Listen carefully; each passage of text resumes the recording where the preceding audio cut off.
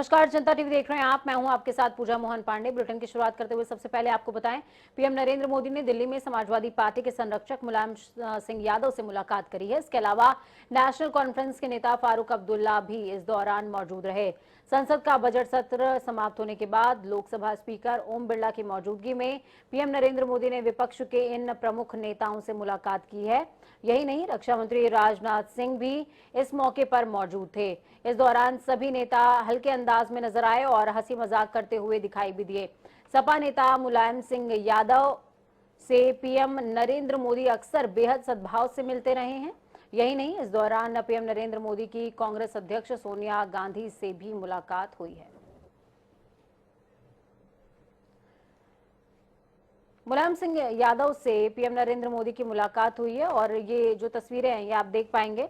फारूक अब्दुल्ला इस बैठक में मौजूद थे। तमाम विपक्षियों के साथ में बैठक हुई है जिसमें फारूक अब्दुल्ला, मुलायम सिंह यादव, ओम बिरला, सोनिया गांधी समेत तमाम लोग मौजूद थे। तो वहीं इन मुलाकातों की तस्वीरें लोकसभा स्पीकर ओम बिरला ने अपने ट्विटर अकाउंट पर शेयर की हैं। ओम बिरला ने तस्वीरें शेयर करते हुए लिखा कि लोकसभा की कार्यवाही अनिश्चितकाल के लिए स्थगित होने के बाद सभी दलों के नेताओं से आग्रह किया है कि सदन की गरिमा को बढ़ाने और चर्चा संवाद के स्तर को और ऊंचा उठाने के लिए सामूहिक प्रयासों की आवश्यकता है। आशा है कि सभी दल इसमें सक्रिय सहयोग जरूर देंगे।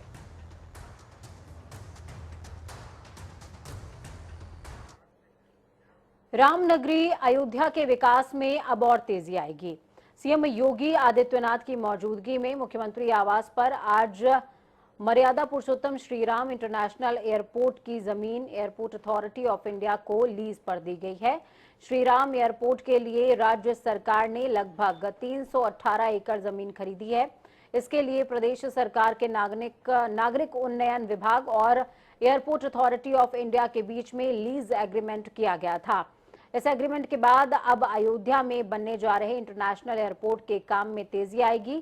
तो वहीं लीज के एग्रीमेंट होने के दौरान सीएम योगी ने कहा कि देश में 5 साल के अंदर बेहतरीन वायु सेवा की कनेक्टिविटी के लिए किसी राज्य ने अच्छी प्रगति की है तो उसमें से उत्तर प्रदेश एक है। ये प्रधानमंत्री नरेंद्र मोदी के मार्गदर्शन से ही संभव हो पाया है। अयोध्या में मर्यादा पुरुषोत्तम भगवान श्री राम की पावन स्मृतियों को समर्पित होने वाले अंतर्राष्ट्रीय एयरपोर्ट के निर्माण की प्रक्रिया की शुरुआत है और इस शुरुआत के अवसर पर राज्य सरकार और भारतीय विमानपत्तन प्राधिकरण के मध्य भूमि लीज एग्रीमेंट की कार्रवाई यहां पर संपन्न होना अत्यंत अभिनंदनीय पहल है। देश के अंदर विगत 5 वर्ष के अंदर बेहतरीन वायु सेवा की कनेक्टिविटी के लिए किसी एक राज्य ने अच्छी प्रगति की है तो उसमें से उत्तर प्रदेश एक है।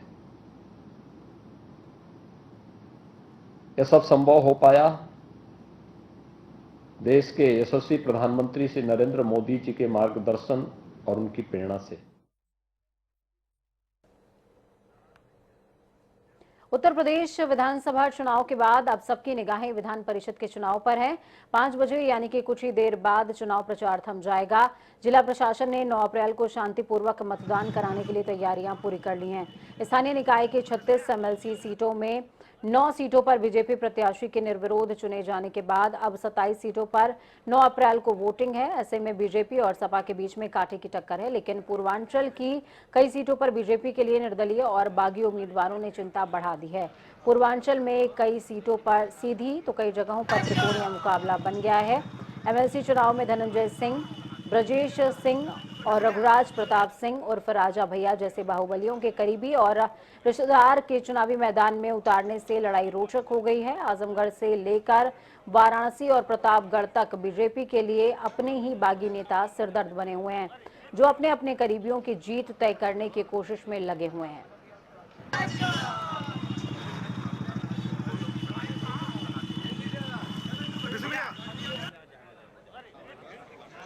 चलिए ग्राउंड जीरो का रुख कर लेते हैं। तौकीर किदवाई हमारे साथ में लाइव जुड़ चुके हैं लखनऊ से। तौकीर, जिस तरीके से विधान परिषद का दंगल आज से शुरू हो जाएगा, क्योंकि चुनाव प्रचार, चुनाव का जो शोर है वो थम जाएगा, लेकिन इस बार जो मुकाबला है वो इतना आसान नजर नहीं आता, क्योंकि पिछले कई बारों से देखा गया है कि एमएलसी का चुनाव लगभग निर्विरोध होता रहा है, लेकिन इस बार टक्कर कांटे की है। देखिए, पहले चुनाव में 30 सीटें ऐसी हैं जहां पर चुनाव होना है और उन 30 सीटों पर अब तक 9 ऐसी सीटें हैं जहां पर भारतीय जनता पार्टी एक तरीके से निर्विरोध हो चुकी है। कई जगह पर्चा वापस ले चुके हैं सपा के प्रत्याशी, या फिर उनके पर्चे खारिज हो चुके हैं। तो 9 ऐसी विधान परिषद की सीटें हैं जहां पर अब लड़ाई में भारतीय जनता पार्टी अकेले दौड़ रही है। दूसरी तरफ 21 ऐसी सीटें हैं जहां पर अभी जहां पर मुकाबला होना है, उसमें से सिर्फ 6 ऐसी विधान परिषद की सीटें हैं जिसमें माना जा रहा है कि समाजवादी पार्टी और भारतीय जनता पार्टी के बीच लड़ाई नजर आ रही है, कुछ टक्कर नजर आ रही है। इसमें लखनऊ की भी एक सीट है, लखनऊ उन्नाव की, तो सुनील सिंह साजन समाजवादी पार्टी के प्रत्याशी और अतुल प्रधान भारतीय जनता पार्टी के प्रत्याशी हैं। और अतुल प्रधान के साथ ही कुछ समाजवादी पार्टी के जो वोटर्स थे नजर आए थे, कुछ ब्लॉक प्रमुख उनके साथ फोटो में नजर आए थे। इसके चलते कल समाजवादी पार्टी ने कल 2 ब्लॉक प्रमुख और 2 ऐसे प्रतिनिधियों को वहां से निष्कासित किया है 6 साल के लिए पार्टी से। तो यही वजह है जिसकी वजह से उनको निष्कासित किया गया था, क्योंकि जो नजदीकियां है वो नजर आ रही थी।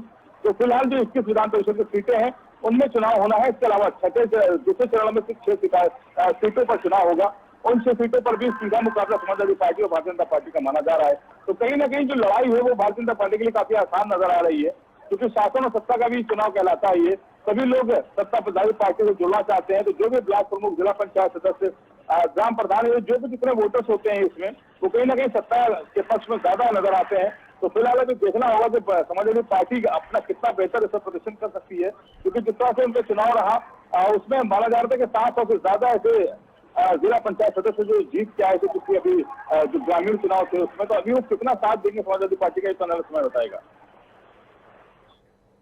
बहुत शुक्रिया तौकीर हमारे साथ जुड़ने के लिए, अहम जानकारी ग्राउंड जीरो से साझा करने के लिए।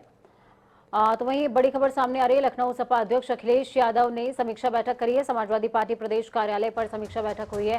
सुरक्षित सीटों पर हारे विधायकों के साथ ही समीक्षा बैठक चल रही है। सपा के करीबन 55 प्रत्याशियों के साथ अखिलेश ने बैठक करी है।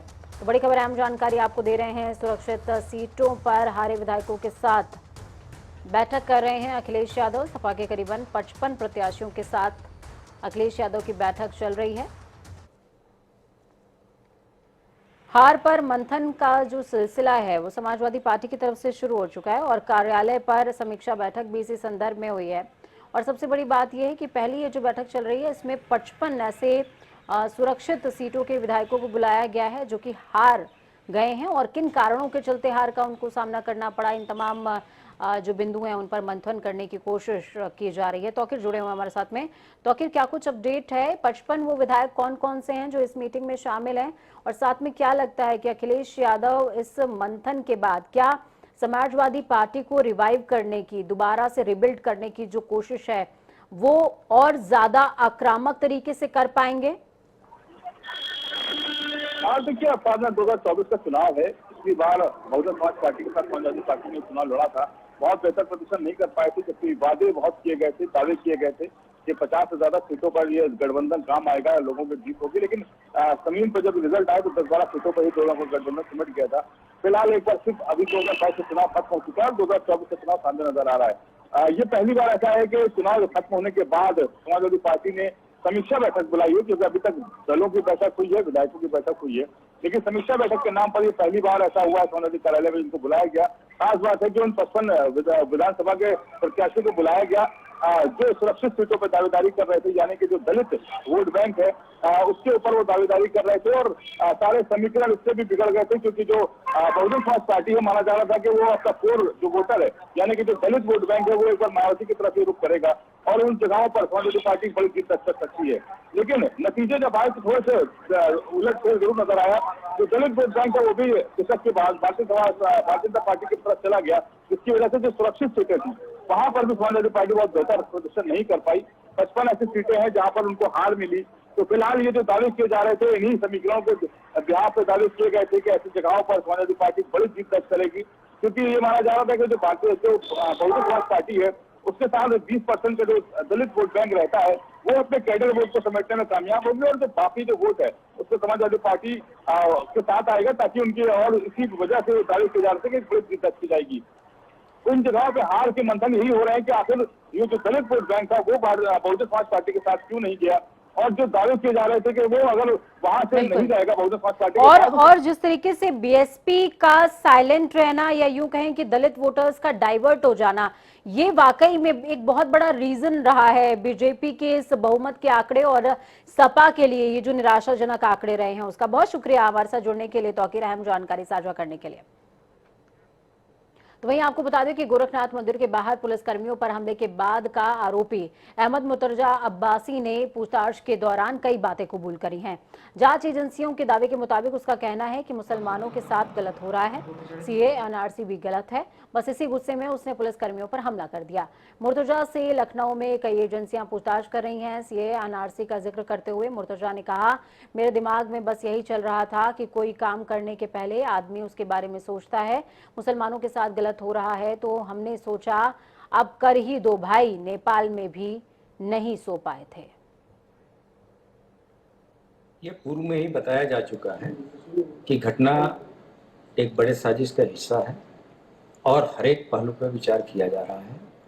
आज जो वीडियो सामने आया है उसके बारे में भी पूरी तहकीकात हो रही है और उस व्यक्ति के द्वारा जो भी चीज़ें बताई जा रही हैं हम उसको पूरी तरीके से वेरीफाई करेंगे और उसके बाद उसमें अग्रिम कार्रवाई की जाएगी। फिलहाल पुलिस कस्टडी रिमांड में जो अभियुक्त है उससे एटीएस की टीम लगातार पूछताछ कर रही है। जो भी चीज़ें इस तरह की चीज़ें अगर अभियुक्त के द्वारा बताई जाती हैं तो उसका प्रॉपर वेरिफिकेशन एक्सपर्ट के द्वारा ही कराया जाएगा और वही चीज़ें माननीय न्यायालय में मान्य होती हैं।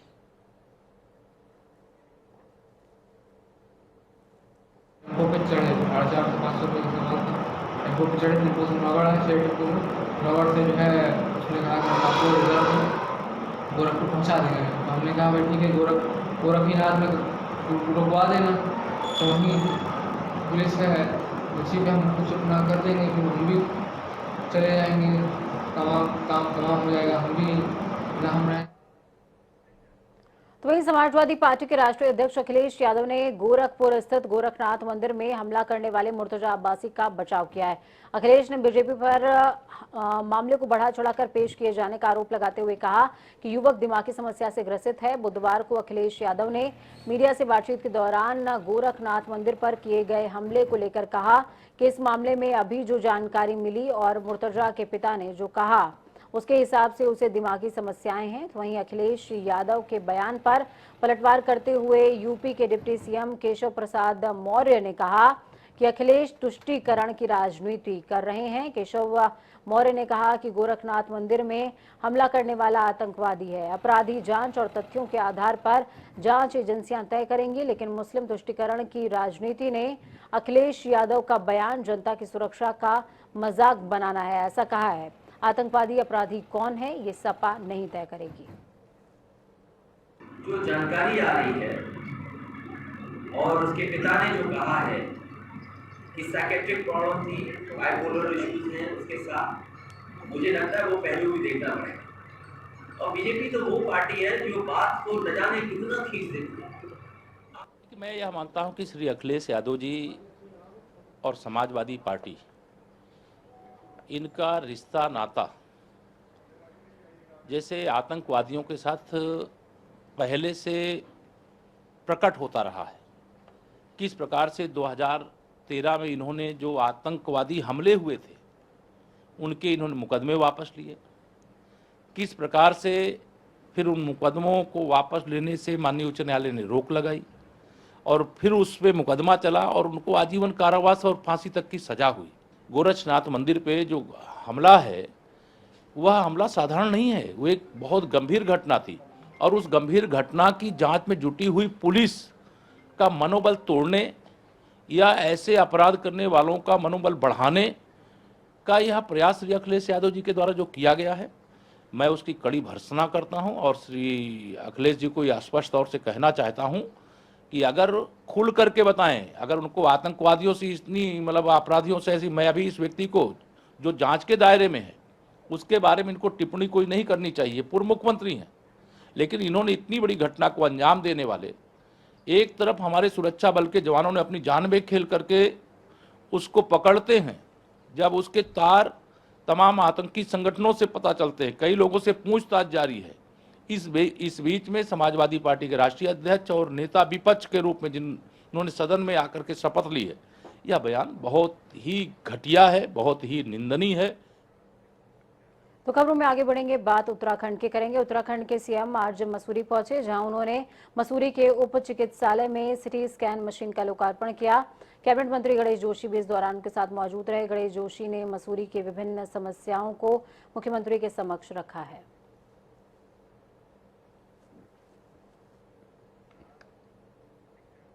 हल्द्वानी में रेलवे की भूमि पर बने करीबन 4500 भवन जल्द ही ध्वस्त होंगे, जिसमें जिलाधिकारी नैनीताल ने रेलवे से अतिक्रमण हटाने का एक्शन प्लान मांगा है।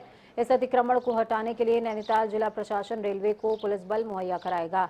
रेलवे से अतिक्रमण हटाने के लिए 11 अप्रैल तक एक्शन प्लान मांगा गया है। बड़े पैमाने पर अतिक्रमण हटाने के लिए रेलवे को भारी संख्या में पुलिस बल की जरूरत होगी, इसलिए अतिक्रमण हटाने का काम कई चरणों में किया जाएगा।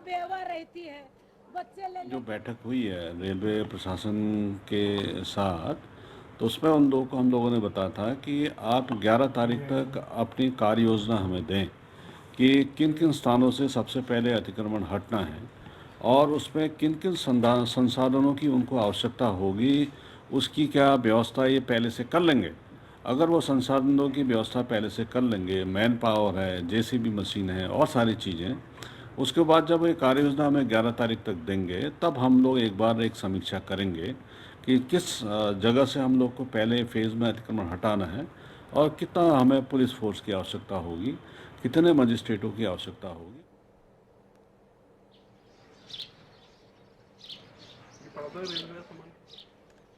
योगेश हमारे साथ में फोन लाइन पर जुड़े हुए हैं। योगेश, क्या कुछ पूरा मामला है? रेलवे की भूमि पर बने भवन जो है वो ध्वस्त किए जा रहे हैं, क्या इस दौरान किसी तरह का विरोध देखने को मिला है?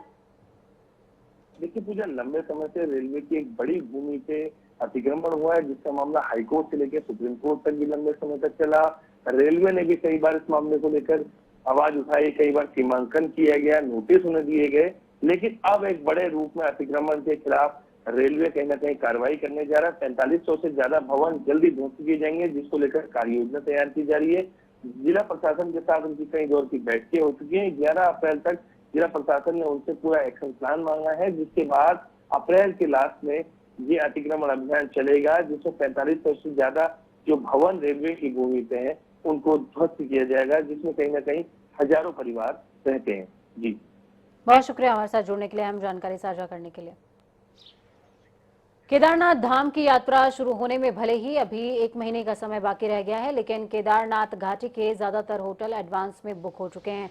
केदार घाटी की 70% से ज्यादा आबादी केदारनाथ यात्रा पर निर्भर है। ऐसे में यहां का व्यापारी वर्ग काफी खुश है। पर्यटन विभाग को भी फायदे की उम्मीद नजर आ रही है।